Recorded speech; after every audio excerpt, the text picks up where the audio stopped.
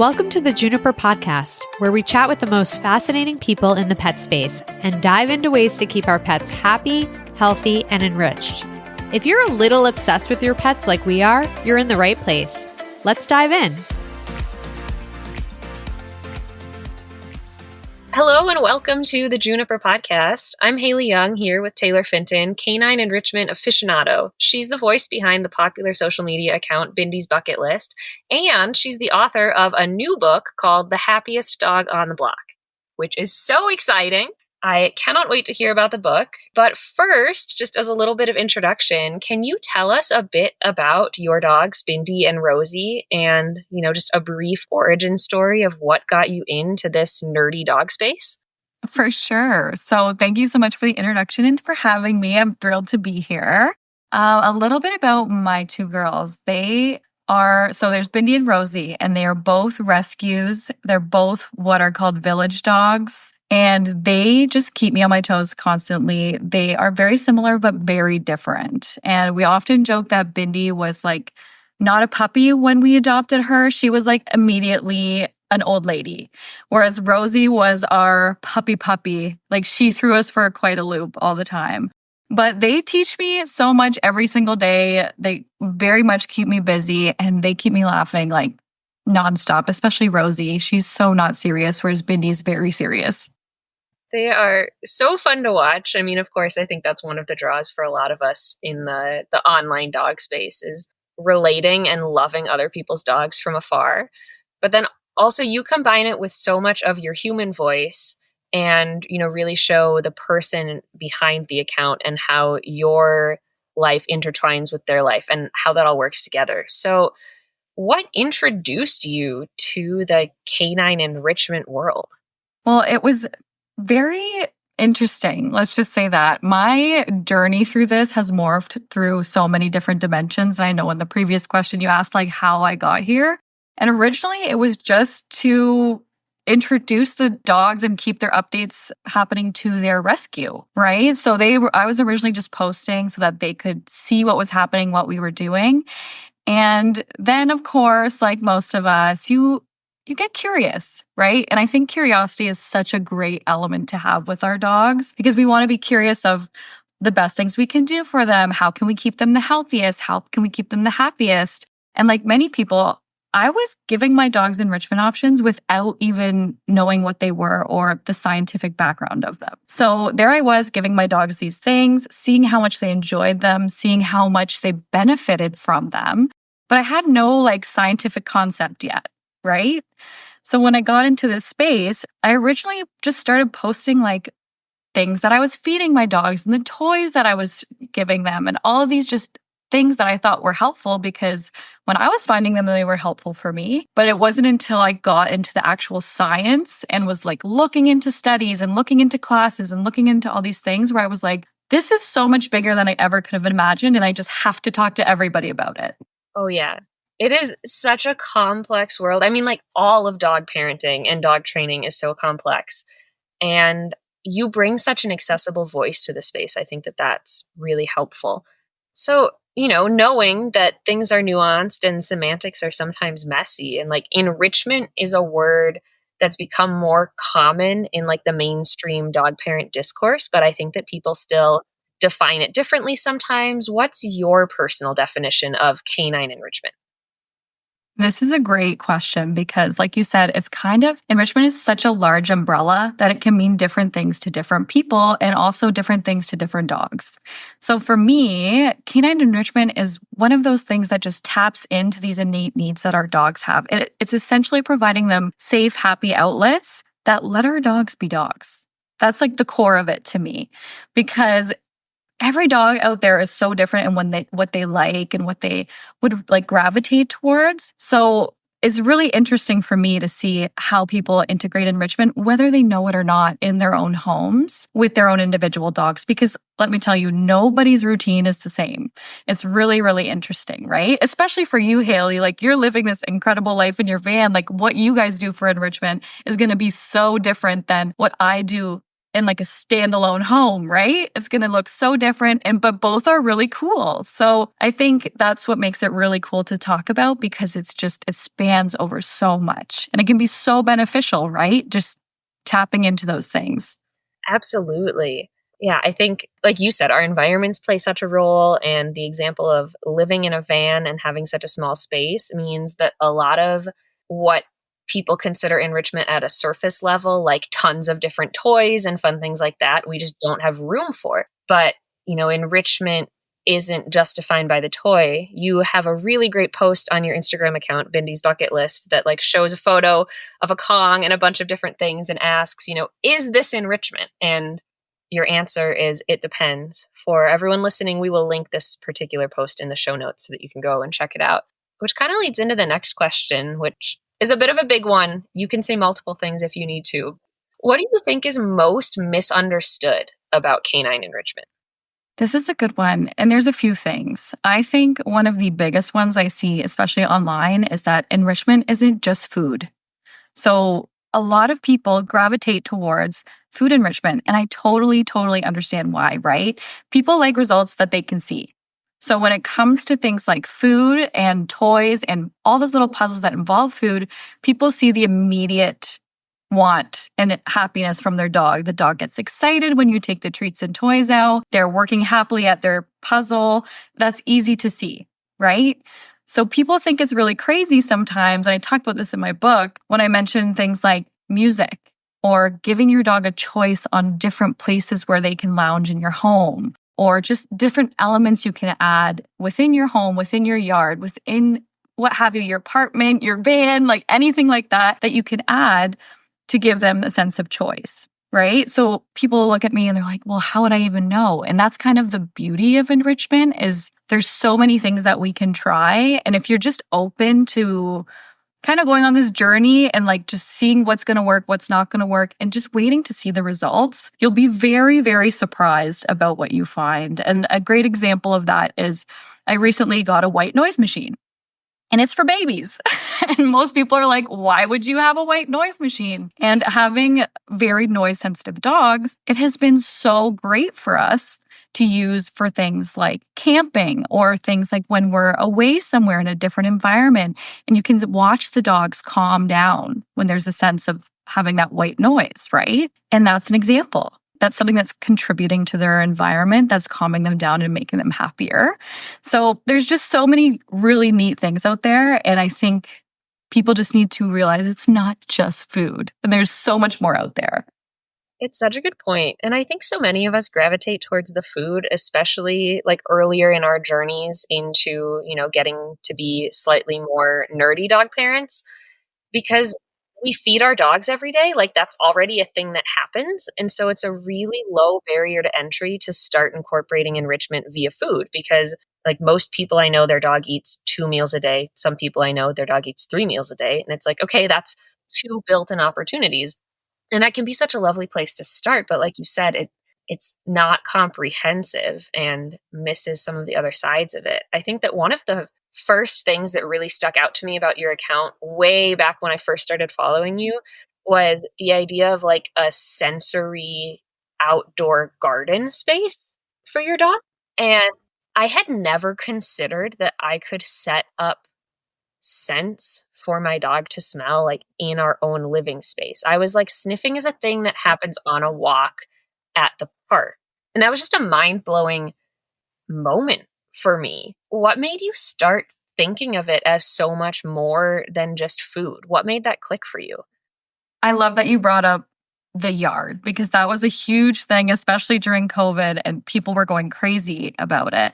And it was actually such a fun project. For those of you who have never seen it, I essentially, when we moved to our new house, we had a smaller yard and we wanted to optimize our yard in a way that was beneficial for our dogs, but also for us. It's enjoyable for everyone, truly.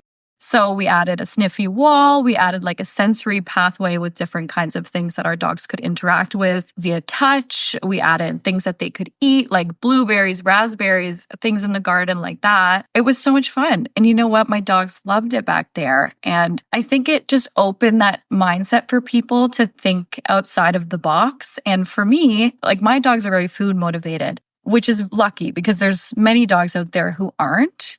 And I think people that don't have food motivated dogs are kind of at the upper hand in these scenarios because they are looking for something that they're trying to find, right? They're trying to find the right connection for the enrichment that would work for their dog. So I see these people getting super creative and it inspires me to get creative. So with the yard, mostly it was because I was like, it's smaller. I would like to do something kind of cool. Let's look into some ways that this could be beneficial for the dogs.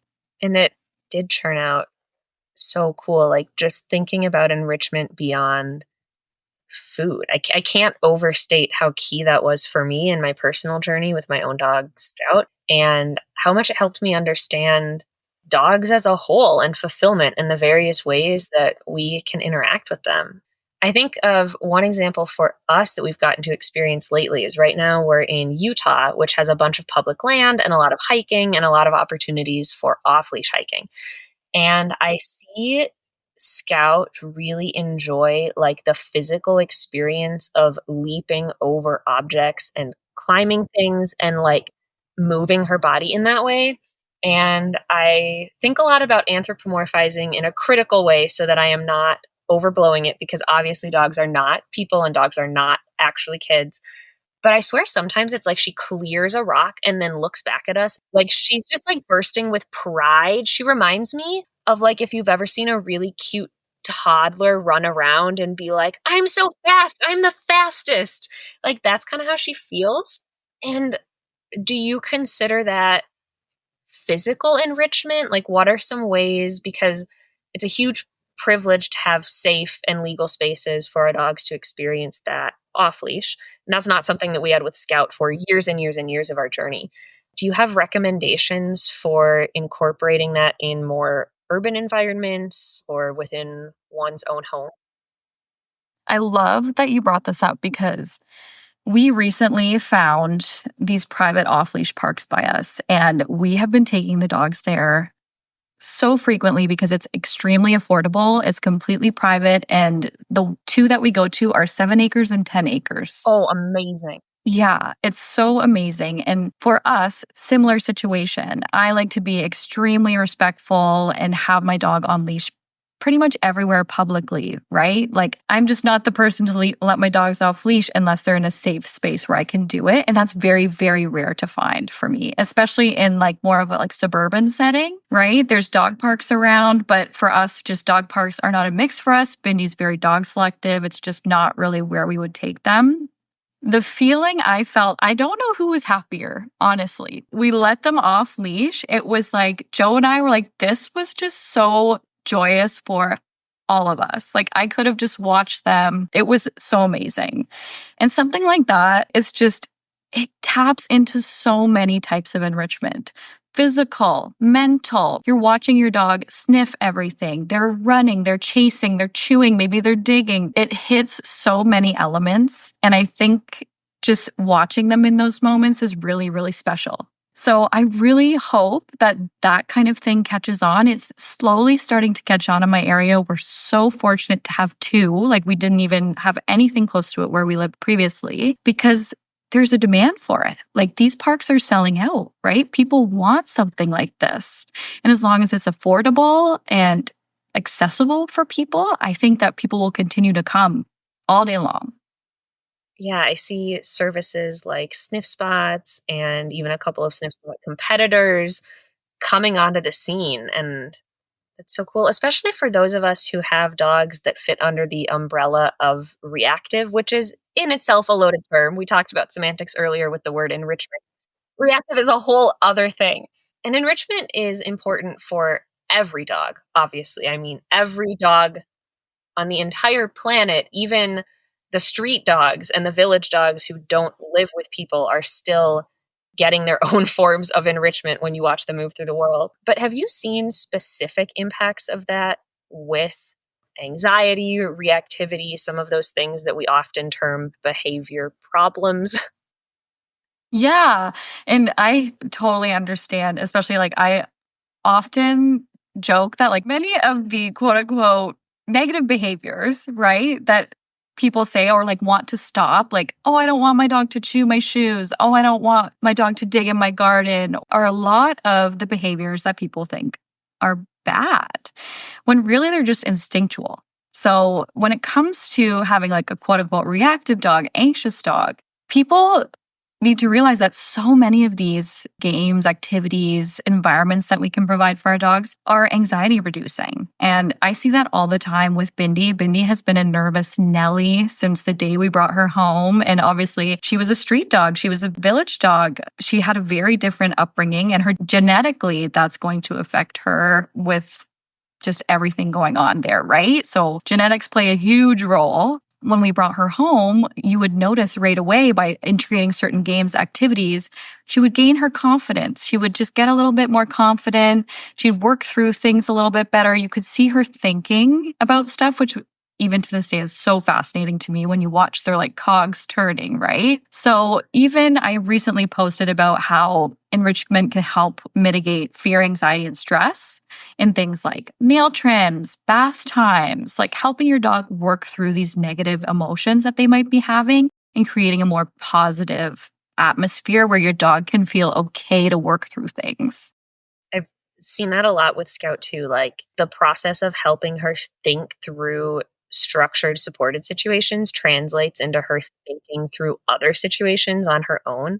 And I could not agree more. It is still so cool to see. It's like one of the most fascinating things. And it's really fulfilling for me as her person to like watch her navigate the world in this way. Have you joined Juniper yet? Our free guides, articles, and newsletters are packed with tips to keep your pets happy, healthy, and enriched. Sign up today at juniperpet.co.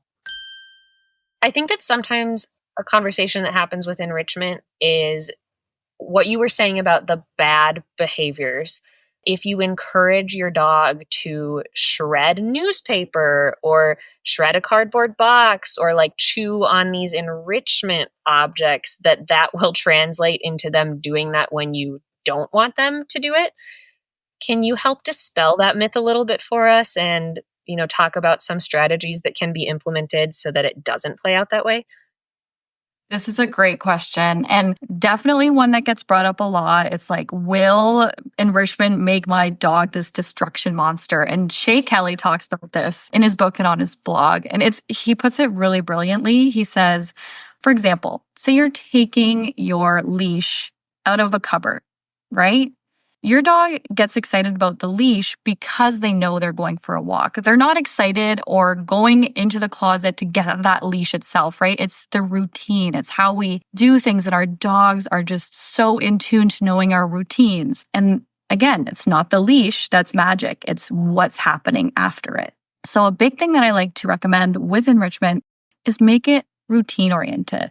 So a lot of people think that like, oh, you're going to leave this box out, my dog's going to rip it up and they're going to rip everything out. If you are setting things up with purpose, I should say, that shouldn't happen because your dog should know the minute you take this box out and the way that you're setting it up. For example, doing whatever you're doing to it, maybe filling it with treats and crinkly paper and something fun for a snuffle box. And then putting it on the floor, letting them work at it, rewarding positive play. For example, I call it like you're making it rain treats when they're doing the good stuff, right? When they're really realizing it and having fun with it. And then always removing it when it's complete. I think that's one of the things that people sometimes forget. I don't know why. Maybe it's because we're doing something or we just leave it out, we forget. But usually that's when things happen, right? Because our dogs don't know really what's next. They're going to make their own fun because the game is done. They don't understand that it's over. We take the box away. So if you make it routine oriented, it's really, really helpful, I find. Or even you can do some training cues as well. A lot of people do that as well. It's whatever works for your home. But there are some great ways to incorporate it into your life in a way that doesn't set your dog up to want to go after everything. Yeah, it doesn't have to be all or nothing.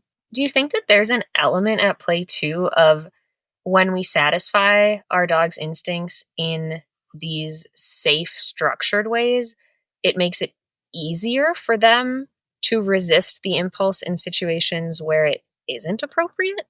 I think so, because when we provide outlets for our dogs, there's less of a need for them to create it elsewhere, right? So for example, say your dog is pent up, you're coming home and your shoes are ripped up. Maybe they're like gone through, ripped up your couch. Like we see videos of that all the time, right? And people immediately, their knee-jerk reaction is, oh my gosh, this is terrible. Like this is their fault. When in reality, like our dogs show us when they need something. They can't talk with us, but they're going to tell us in their own way when they need something. And providing these outlets for dogs is a great way for them to partake in their behaviors in a safe and monitored way so that they're not feeling the need to go and do these behaviors elsewhere. And there's some amazing studies on this that show that providing these outlets can actually deter dogs from chewing on things like your couch or your shoes. And it's really fascinating when you look at the science behind it. It's not just like some made up concept. It's really cool and you can really geek out over it. Oh, for sure. For sure. It's like part of the healthy compromise in any healthy relationship. No, Scout can't chew up everything in our van and she can't run wild at the public park that we're sharing with other visitors and like these things. But I also can't expect her to be a robot in our modern human world. And so it's like meeting her in the middle with like, here's what you can do and when you can do it and the ways that I'm thinking about your needs so that then, you know, I can ask you to tone it down in certain situations and we can still have this like healthy back and forth. Oh, for sure. I definitely agree. And I think there's this big part of enrichment that is about providing choice, right? Providing agency. And I think that a lot of people forget how many choices that we as people, and again, not to anthropomorphize dogs, but it's a great comparison for conversation's sake of how many things we choose a day, from what we wear, where we go, when we go there, what we eat. We choose everything. So our dogs really don't get a choice in a lot. We make their choices for them. So even providing them with these choices is so beneficial for their welfare. And I find even that makes a difference, whether it's they're choosing how they play, they're choosing where we go on a walk, or they're going to choose where they run when we book the off-leash park. Things like that, even choosing where they're going to lay or if they're going to go inside or outside. I love to keep my back door open in the summer for that reason. It's like come and go, no sweat, little things, right? It seems so minuscule in some senses, but it makes such a huge difference. And you can see that with your dogs when you start to do it. And it's very addicting. You can't stop. You're in such good company with that. We recently got to interview Jennifer Holland, who is the author of a new book published by National Geographic called Dog Smart. And we asked her what the biggest takeaway was that she had applied to her own personal life. And her answer was giving her dogs more choice. It's so supported by recent research. And like you said, I mean, there are really helpful parallels to draw between our dogs and us as humans sometimes. And that idea of living in a world where you don't get to have any of those choices, it completely stands to reason that when you get some of that, it makes it easier to handle the inevitable moments where you can't have it and everyone can live in a bit more harmony. I totally agree. It's one of those things that is so easy to implement. So, which is why I love talking about it. Even just learning about the term agency, I think is a huge thing for dog owners. I think once you learn about it and just even read anything about it and your mind is going to be blown the whole time if you're reading it for the first time, right? Because it makes so much sense. It does. If you could tell every dog parent one thing about enrichment, like in the perfect world, you have a megaphone and a billboard and everyone who has a dog is going to hear what you can say, what would you tell them? Oh, that's hard. That's hard, Haley. I have so many things. Well, I would say that it doesn't have to be elaborate or expensive. I think that can be a huge and common misconception today, especially in the age of marketing where everybody wants the newest thing and sees all these ads all the time, right? There's this huge push to have the new, the exciting, when the reality is you can mimic and mirror so many of the things that these toys set out to do with items around your home. Of course, there's going to be some outliers, some things you can't recreate, but you can get pretty darn close. And I love talking about that because it makes it accessible for everyone. It doesn't matter where you are, how much money you have. You can do things at home for very cheap, if not free. And they're still going to be just as great as this super expensive enrichment toy that you buy on the market, right? And I also like to talk about that because I don't want people to get overwhelmed. A lot of people see these huge, elaborate things on the internet, and it's super cool to see. I love seeing when people get creative and see the new things people come up with. It's so cool and so much fun. But sometimes that can be a bit of a detriment to others in a sense that people are like, oh, I don't know if I could do that. Or they think they're lesser than because they're like, oh, I'm not as creative. It's okay. There's no right or wrong as long as you're doing it safely and positively. There's so many cool things that you can do. And that's like kind of what my page originally started as a way for people to find these accessible, easy things to do at home because I was trying to do them too. Yeah.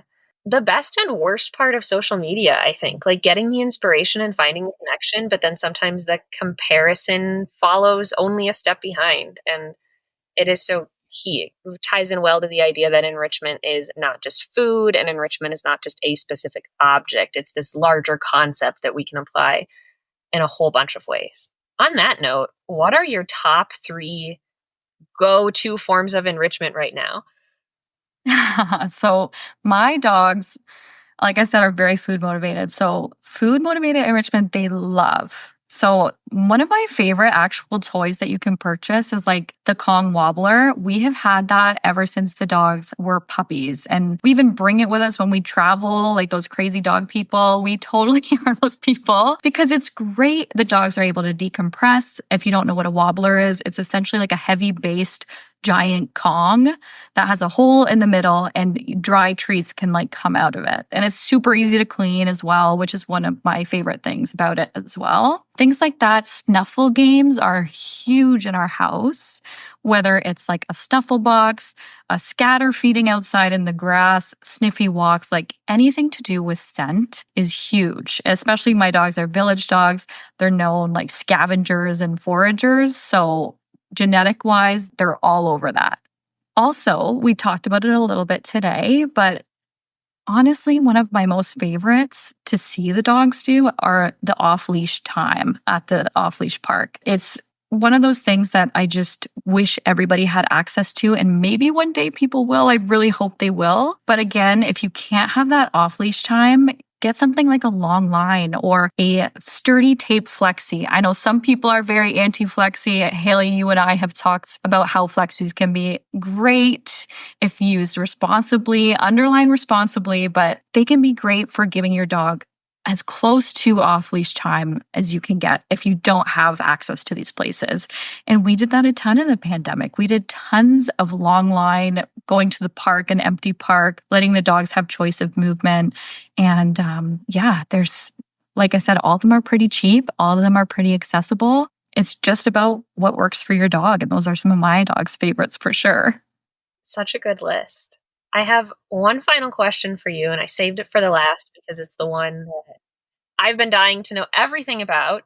You have written a book, published author, Taylor Finton. That is so exciting.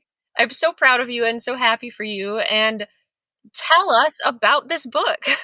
I have it here. It's like my baby. It's so weird, right? It is so big. When I saw it, it was crazy, and it still is. And I feel so grateful. And I couldn't have done it without everybody's support, our platforms, and of me over the years. So I feel like this is for all of us. This is for everyone.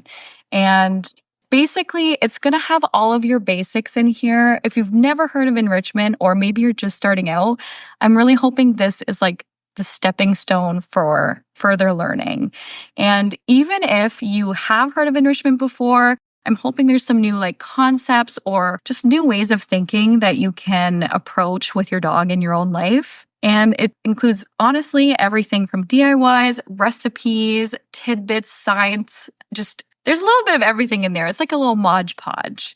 And at the back too, there's some like fun little things. Like we have an enrichment matching game and a fact. There's like all sorts of fun things in here.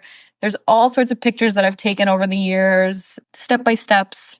It's going to be super fun. And I'm so excited for people to get their hands on it finally, but also very nervous. So weird to see your kid go out in the world, right? Right. Completely understand. Like you said before we started recording, like so excited, also kind of made me want to puke. This is like all of the jumbles of emotions. Where can people get the book?